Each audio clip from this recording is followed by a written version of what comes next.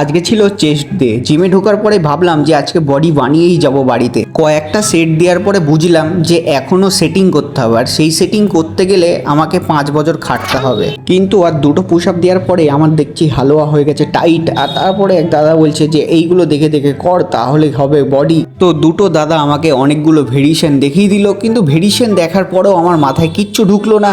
কেননা এইগুলো কি করে করব, দেখলাম এইগুলো বেশি করতে গেলে আমার ব্যথা হয়ে যাবে চেস্ট। তারপরে এইগুলো দেখার পরে আমিও রেডি হয়ে গেলাম যে 2 সেট আমিও দিয়ে নিই, কিন্তু দেখার পরে দেখছি আমার একদম হাঁকা বেড়ে যাচ্ছে।